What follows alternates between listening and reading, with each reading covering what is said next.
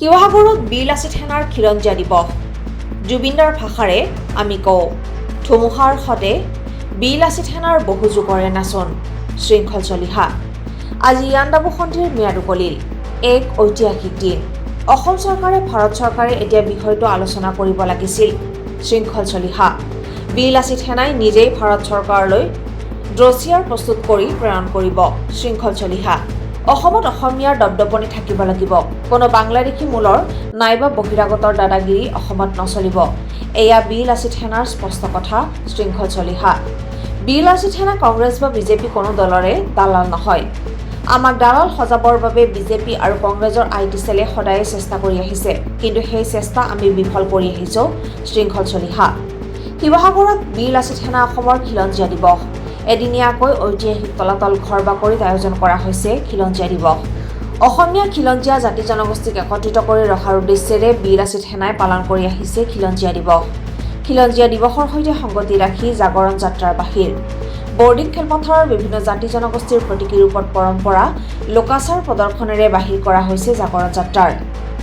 জাগৰণ যাত্ৰাৰ জৰিয়তে প্ৰতিজন খিলঞ্জীয়া লোকলৈ নিজৰ অধিকাৰৰ সজাগতাৰ বিষয়ে বাৰ্তা প্ৰেৰণৰ এক প্ৰচেষ্টা কৰা হৈছে।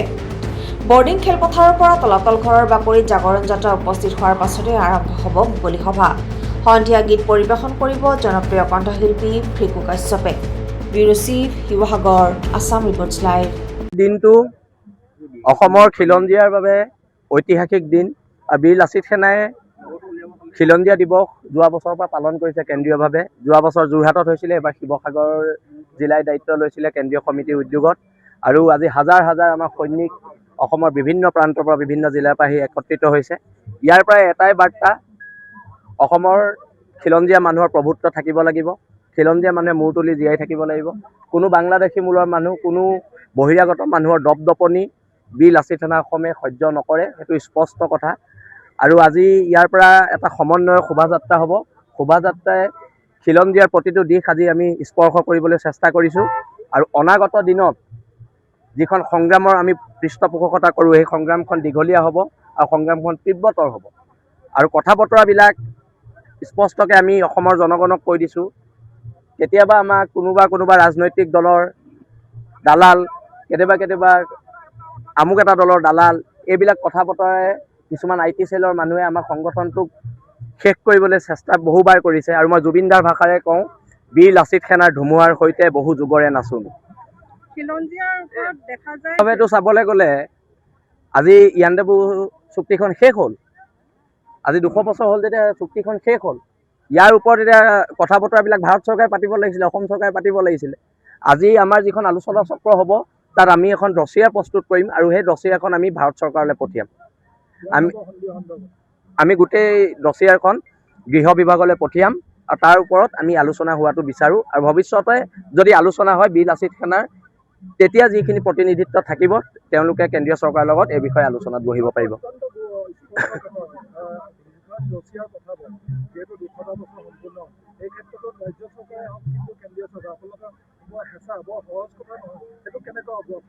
কথাটো হৈছে কি, সহজ নহয় কাৰণেতো আমি যুঁজিছোঁ আৰু আশা ৰাখিছোঁ যুঁজখন দীঘলীয়া হ'ব। যুঁজখনৰ অলপ সময় লাগিব, কিন্তু যুঁজখনত বীৰ লাচিত সেনা অসম জিকিব, অসমৰ খিলঞ্জীয়া মানুহ জিকিব বুলি আমি আশাবাদী। আৰু ইয়াৰ পৰাই প্ৰত্যেক অনা অসমীয়া শ্ৰেণী বাংলাদেশী মূলৰ মানুহখিনিক আমি এটা সকিয়নি দিছোঁ, তোমালোকে অসমত গুণ্ডামী ভণ্ডামী দাদাগিৰি বীৰ লাচিত সেনা অসম থকালৈকে কৰিব নোৱাৰিবা। এতিয়ালৈকে আটাইতকৈ বেছি জেলত যোৱা যদি কোনোবা সংগঠনৰ সৈনিক আছে, সেই সংগঠনটোৰ নাম হৈছে বীৰ লাচিত সেনা অসম। আমাক কোনোবাই কাৰোবাৰ দালাল কয়, কিবা কয়, কৈ থাকক, কিন্তু আমি দায়বদ্ধ খিলঞ্জীয়া জনগণৰ ওচৰত। আমি বিজেপি আৰু কংগ্ৰেছৰ ওচৰত দায়বদ্ধ নহয়, সেইটো একদম স্পষ্ট কথা।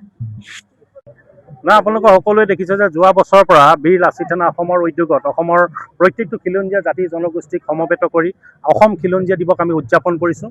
আৰু আমি বাৰে প্ৰতি কৈছোঁ যে এইটো এটা ঐতিহাসিক দিন। এই দিনটোত আমি কলা দিন হিচাপে নহয়, এই দিনটোক আমি খিলঞ্জীয়াসকলক উদযাপন কৰাৰ দিন। আৰু ভৱিষ্যতলৈকে খিলঞ্জীয়া জাতি জনগোষ্ঠী কেনেধৰণে মূৰ তুলি জীয়াই থাকিব, তাৰ পৰিৱেশ পটভূমি ৰচনা কৰা এটা দিন। কাৰণ আমি সকলোৱে দেখিছোঁ যে বৰ্তমান সময়ত এটা প্ৰভাৱশালী চক্ৰই বা শাসক গোষ্ঠীয়ে খিলঞ্জীয়া কোন তাক লৈ বিভিন্ন অপপ্ৰচাৰ তেওঁলোকে অব্যাহত ৰাখে, বিভিন্ন বিভ্ৰান্তিমূলক বাতৰি তেওঁলোকে প্ৰচাৰ কৰে। আৰু সেইকাৰণে যি সময়তে খিলঞ্জীয়াসকল ঐক্যবদ্ধ হৈ নিজৰ মৰ্যাদা স্বাভিমান সহকাৰে জীয়াই থকাৰ বাট এটা ৰচনা কৰিবৰ চেষ্টা কৰে, তেতিয়া তেওঁলোকে বিভিন্ন অপপ্ৰচাৰ কৰি আমাৰ মাজত ভাগ ভাগ কৰিবৰ কাৰণে চেষ্টা কৰে। এতিয়া আপোনালোকে চাওক, 2007 চনৰ খিলঞ্জীয়া অধিকাৰ চনদত পৃথিৱীৰ সৰ্বশ্ৰেষ্ঠ যিটো সন্থা ৰাষ্ট্ৰসংঘই খিলঞ্জীয়াৰ সংজ্ঞা নিৰূপণ কৰিছে আৰু 137খন দেশৰ ভিতৰত তাৰ ভাৰতবৰ্ষই তাত স্বাক্ষৰ কৰিছে। তাত স্পষ্টভাৱে মাৰ্কৰে যিটো খিলঞ্জীয়াৰ সংজ্ঞা নিৰ্ণয় কৰিছে, তাত এটা কথা স্পষ্টকৈ কৈছে যে ঔপনিৱেশিক শাসন ব্যৱস্থা হোৱাৰ আগমুহূৰ্তত তাত থকা যিসকল জাতি জনগোষ্ঠী আছে তাৰ প্ৰাচীন আদিবাসী খিলঞ্জীয়া ভূমিপুত্ৰ বুলি কৈছে। গতিকে অসমতো আমাৰ এটা প্ৰামাণিক দলিল আছে যে 1826 চনৰ 24 ফেব্ৰুৱাৰী এই দিনটোতে ইয়াণ্ডাবুৰ সন্ধিৰ জৰিয়তে আমি ঔপনিৱেশিক শাসন ব্যৱস্থাৰ ভিতৰলৈ আহিছোঁ। ব্ৰিটিছৰ ঔপনিৱেশিক শাসন ব্যৱস্থা হ'ল আমি পৰাধীনতাৰ তাৰ শিকলি পিন্ধিবলগীয়া হ'ল। গতিকে সেই দিনটোকে লৈ সেই মুহূৰ্তত থকা অসমত থকা যিমানবিলাক জাতি জনগোষ্ঠী আছে তেওঁলোকে প্ৰাচীন আদিবাসী খিলঞ্জীয়া আৰু ভূমিপুত্ৰ। আৰু এইকাৰণে আজিৰ দিনটোকে অসমৰ যিটো স্বতন্ত্ৰ ৰাজনৈতিক অৰ্থনৈতিক সামাজিক সাংস্কৃতিক ইতিহাস তাৰ চৰ্চাৰ যাতে প্ৰাণকেন্দ্ৰ হিচাপে আজিৰ দিনটো আমি তৈয়াৰ কৰিব পাৰোঁ, এই দিনটো লৈ যাব পাৰোঁ, তাৰ কাৰণে বীৰ লাচিত সেনা অসমৰ এই প্ৰস্তুতি আন্তৰিক প্ৰচেষ্টা আমি হাতত লৈছোঁ।